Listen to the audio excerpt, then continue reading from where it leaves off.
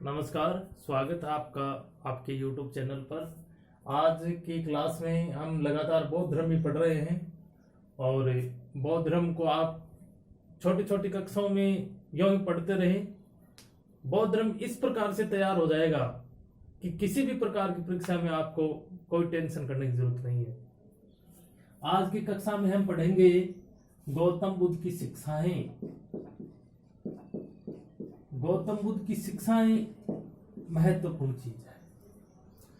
गौतम बुद्ध, देखो, सबसे पहली बात, गौतम बुद्ध ने अपने शिष्यों को उपदेश पाली भाषा में दिया था। पाली भाषा में उसने अपना उपदेश दिया। उसने अपना प्रचार केंद्र उसने मगध में बनाया। प्रश्न ऐसा हो सकता है कि गौतम बुद्ध ने बौद्ध धर्म का प्रचार केंद्र कहां बनाया? मगध में उसने अपना प्रचार केंद्र बनाया, जबकि सर्वाधिक प्रचार मगध में नहीं हुआ। मगध को उसने प्रचार केंद्र बनाया, जबकि सर्वाधिक प्रचार कहां पे हुआ? श्रावस्ती, अर्थात कौशल महाजनपद की राजधानी श्रावस्ती जो थी, उसमें उसका सर्वाधिक प्रचार होता है। और सबसे ज्यादा उपदेश भी उसने कहां दिए? श्रावस्ती में ही सबसे ज्यादा उपदेश दिए। और श्रावस्ती में ही सबसे ज्यादा वर्षा काल बिताया। सबसे ज्यादा वर्षा काल उसने श्रावस्ती में बिताया, क्योंकि वर्षा काल में बौद्ध भिक्षुओं को दीक्षा नहीं दी जाती थी। वर्षा काल के अंदर सारे बौद्ध भिक्षु जो होते थे वो समाधि में, अर्थात ध्यान मग्न रह करके अपने आश्रम के अंदर, और वो अपने ईश्वर भक्ति में वो लीन रहते थे।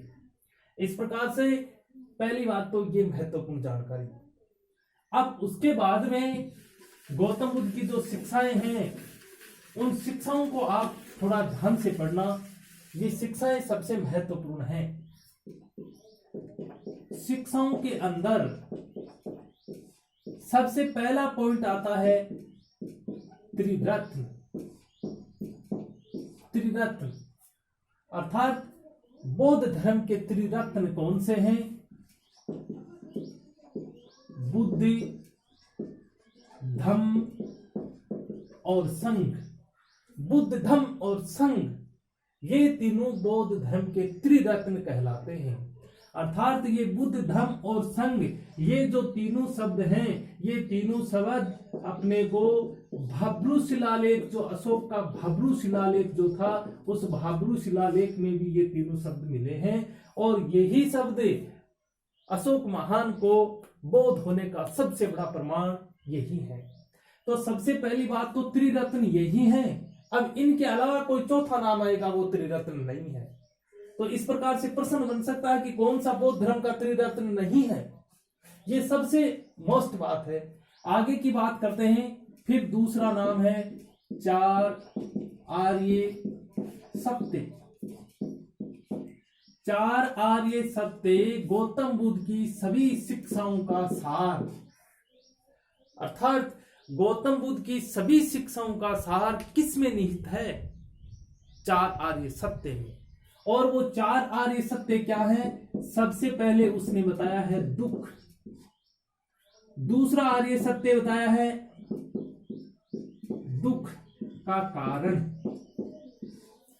तीसरा उसने बताया है दुख निरोध।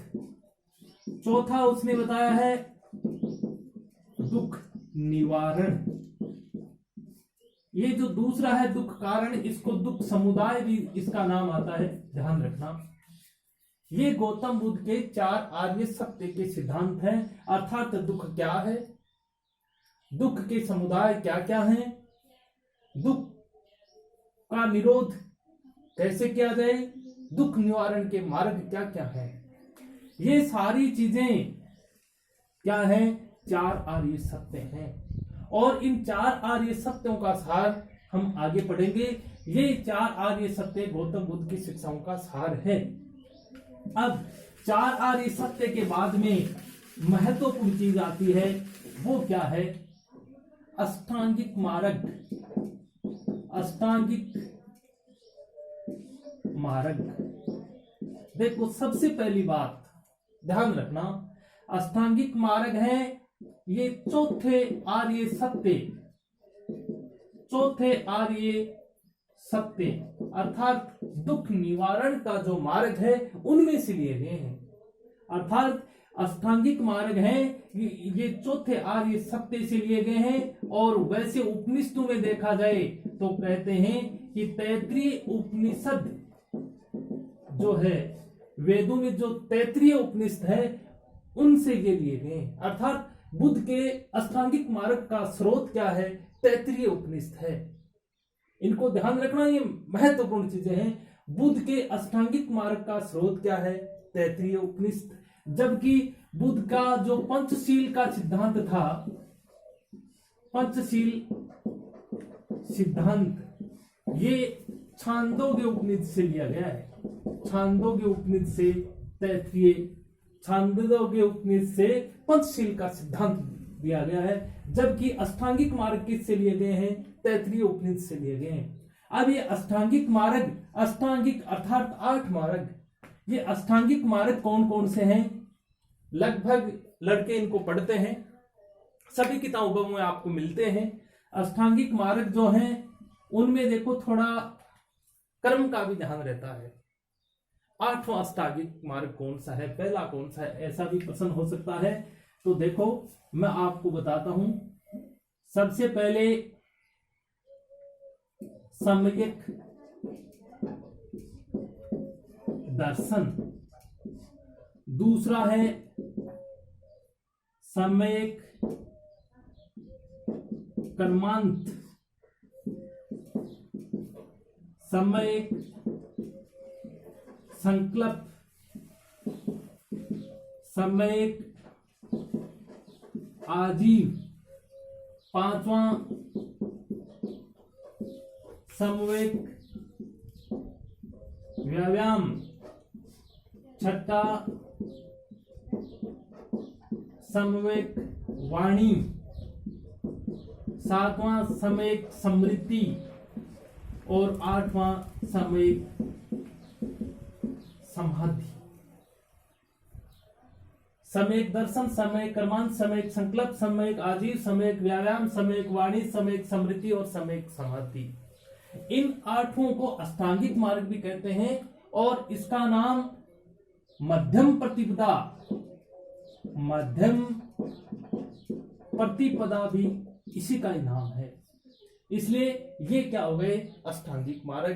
पहले हमने पढ़े 4 आर्य सत्य, ये हो गए अष्टांगिक मार्ग। और आगे भी इसकी एक महत्वपूर्ण शिक्षा,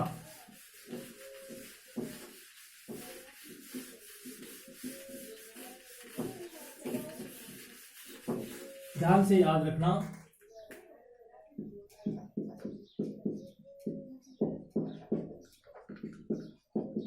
प्रतित्य समुत्पाद, क्या शब्द लिखा है?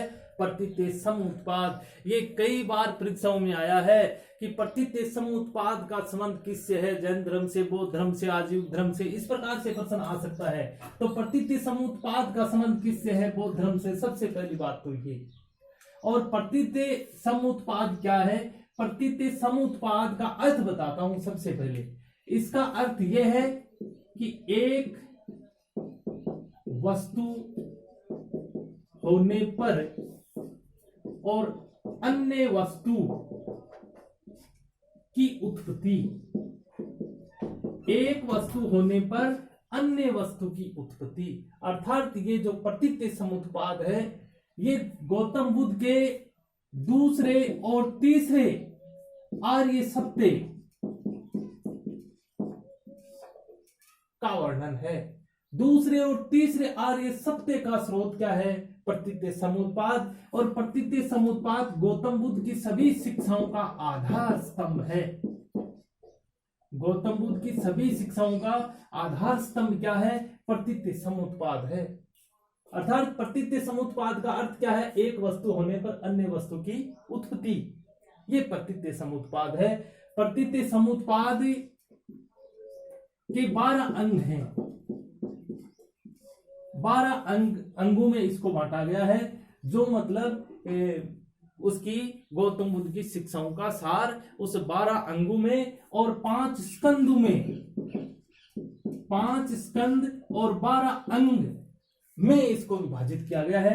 5 स्कंद हैं, वो बता देता हूं मैं आपको।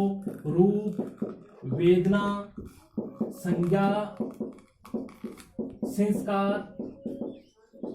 और विज्ञान। रूप, वेदना, संज्ञा, संस्कार और विज्ञान, ये 5 स्कंद हैं जो प्रतीत समुत्पाद का ही सिद्धांत है। उसके अलावा देखो 1-2 नाम और, क्षणिकवाद,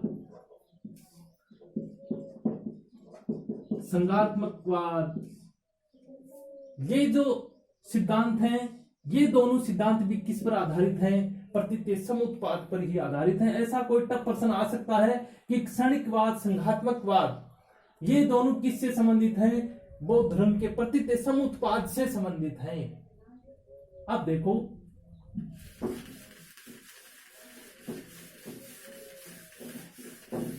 गौतम बुद्ध की शिक्षाएं बहुत ज्यादा व्यापक है। एक नाम मैं लिखता हूं, अनीश्वरवादी, अर्थात गौतम बुद्ध अनीश्वरवादी था। अर्थात ईश्वर के नाम पर गौतम बुद्ध हमेशा मौन रहा कि ईश्वर है या नहीं है, इस पर हमेशा मौन रहा। अनीश्वरवादी और अनात्मवाद कि ईश्वर भी नहीं है और आत्मा भी नहीं है, अनात्मवादी था। अनीश्वरवादी था और अनात्मवादी था, जबकि पुनर्जन्म में विश्वास करता था। गौतम बुद्ध पुनर्जन्म में विश्वास करता था, लेकिन उसका सिद्धांत यह था कि व्यक्ति का पुनर्जन्म होता है, लेकिन वो पुनर्जन्म आत्मा का नहीं होता है, जबकि किसका होता है? उसके कर्मों का पुनर्जन्म होता है कि व्यक्ति जैसा कर्म करेगा उस कर्मों के अनुरूप ही उसका पुनर्जन्म होगा। महत्वपूर्ण बात, ये उसके बौद्ध दर्शन की बातें हैं। गौतम बुद्ध ने एक आम्रपाली नामक और वैशाली की नगर वधु थी। वैशाली की नगर वधु आम्रपाली को भी उसने बौद्ध धर्म में दीक्षित किया था। और ध्यान रखना, गौतम बुद्ध का प्रिय शिष्य और गौतम बुद्ध का प्रधान शिष्य, गौतम बुद्ध का प्रिय शिष्य का नाम था आनंद और प्रधान शिष्य का नाम था उपाली। अब ये जो आनंद जो था, आनंद ने गौतम बुद्ध को सलाह दी कि बौद्ध धर्म में महिलाओं को भी प्रवेश दिया जाए।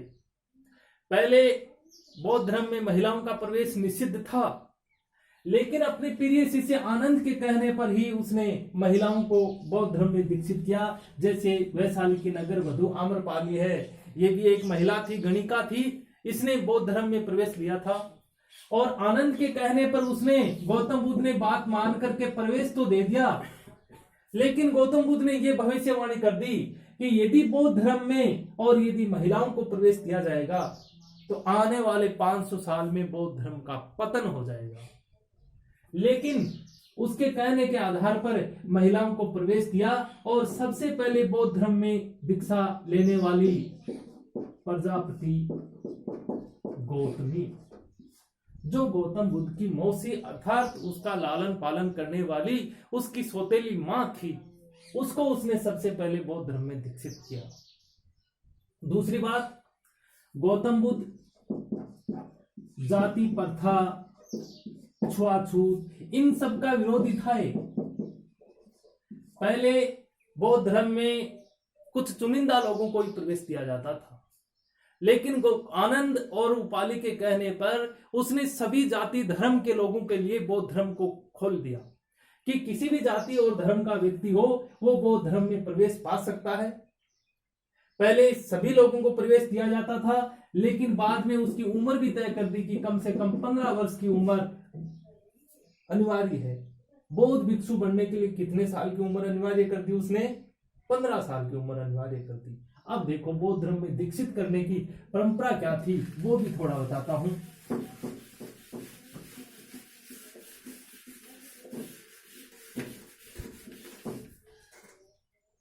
कई नाम लिखता हूं मैं। उपसंपदा, नति, अनुसावन, उपोसथ, पातिमोख, प्रवाहरणा और कंथिन। अब देखो इन शब्दों को समझना बहुत जरूरी है। सबसे पहले ये क्या है? उपसंपदा। उपसंपदा क्या होती थी? बौद्ध धर्म में प्रवेश लेने की जो नीति जो होती थी वो उसको क्या कहा जाता था? उपसंपदा। बौद्ध धर्म में दीक्षित होने का रिवाज, बौद्ध धर्म में प्रवेश लेने की जो प्रक्रिया होती थी उसको क्या कहा जाता था बौद्ध दर्शन के अंदर? उपसंपदा। नति क्या होती थी? नति, नति ये बौद्ध संघ का जो प्रस्ताव जो होता था उस प्रस्ताव को क्या बोलते थे? नति बोलते थे। जबकि यदि प्रस्ताव का पाठ किया जाए तो प्रस्ताव के पाठ को क्या बोलते थे? अनुसावन बोलते थे। देखो ये शब्दों को याद रखना, ये शब्द बौद्ध धर्म दर्शन के अंदर सबसे महत्वपूर्ण है। उपोसथ, उपोसथ एक बौद्ध धर्म के भिक्षुओं की एक सभा होती थी और वो सभा कौन सी? विनय संबंधी अर्थात उसके नियम, नीति और नियमों की एक सभा होती थी, जिस सभा के अंदर प्रत्येक बौद्ध भिक्षु को और अपना जो भी उसने अपराध किया है इस अपराध की उसको शुद्धि करनी पड़ती थी। और वो शुद्धि महीने में कितनी बार होती थी? 9 चंद्र दर्शन। जब नए चंद्रमा का दर्शन करते थे उस टाइम पर आत्म शुद्धि के लिए उपोसथ नाम की उसकी सभा होती थी। उस सभा के अंदर और वो अपने अपराध को स्वीकार करके आत्म शुद्धि करते थे। ये क्या कहलाता था? उपोसथ कहलाता था। अब पातिमोख, पातिमोख क्या है? निदान, एक प्रकार का निदान। निदान किसका? अपराध का निदान। यदि किसी बौद्ध भिक्षु से अकारणवश अनजाने में कोई अपराध हो जाता है तो उस अपराध को स्वीकार करते हुए और उस अपराध का निदान करने के लिए जो सभा जो होती थी उसको क्या बोलते थे? पातिमोख बोलते थे। एक है प्रवाहरणा, जैसे हमने उपोसथ पढ़ा। उपोसथ नवचंद्र दर्शन के ऊपर अपनी अपराध की को स्वीकार करने और आत्म शुद्धि करने के लिए जो सभा होती थी ये नवचंद्र दर्शन पर होती थी। जबकि प्रवाहरणा क्या होती थी? ये वार्षिक होती थी। एक वर्ष के अंदर और जितने भी उसने अपराध किए उस अपराधों की स्वीकार करने और उसको शुद्ध करने के लिए होती थी। ये प्राय लगभग वर्षा काल के बाद होती थी, क्योंकि वर्षा काल के अंदर बौद्ध भिक्षु वो उपदेश नहीं देते थे। वर्षा काल में बौद्ध भिक्षुओं को सात्विक जीवन जीना पड़ता था। ठीक है, अब उस टाइम पर हो सकता है कि सात्विक जीवन में कोई प्रकार की बाधा आई है या कोई अनजाने में कोई अपराध हुआ है तो उस अपराध को स्वीकार करने के लिए प्रवाहरणा नाम का कोई एक उसका सभा होती थी। उस सभा के अंदर उसको वो अपराध स्वीकार करने पड़ते थे। कंथिन क्या होता है? कंथिन बौद्ध भिक्षुओं के जो वस्त्र वितरण समारोह है। बौद्ध भिक्षुओं को जो भगवा वस्त्र दिए जाते थे वो भगवा वस्त्र वितरण करने के लिए जो समारोह रखा जाता था उस समारोह को क्या बोलते थे? कंथिन बोलते थे। आगे देखो थोड़ा हम और समझ लेते हैं। आप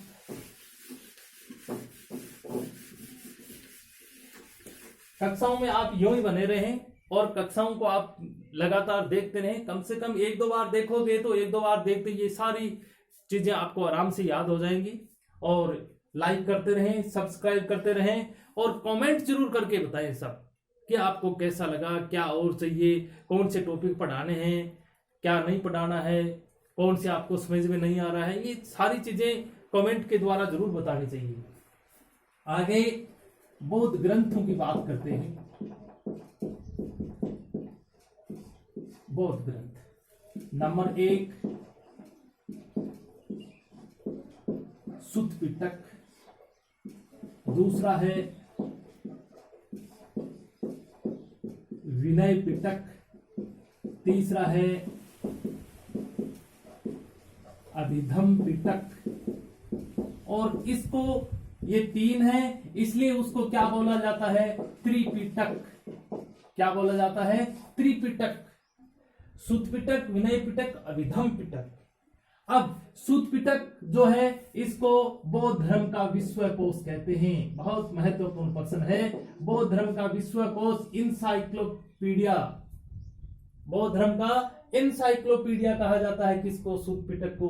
अर्थात सुत्त पिटक के अंदर क्या है, गौतम बुद्ध की शिक्षाएं, गौतम बुद्ध के उपदेश और वो शिक्षाएं किसमें है, सुत्त पिटक में। विनय पिटक में क्या है, भिक्षु संघ के नियम, भिक्षु संघ के नियम इसके अंदर है।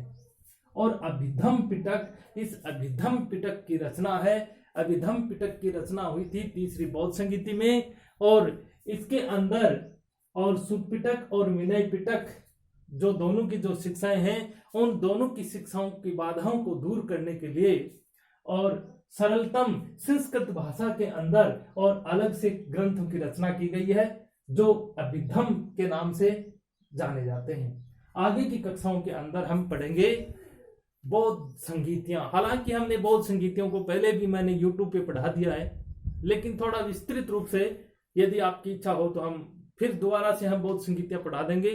तब तक के लिए दीजिए इजाजत, नमस्कार।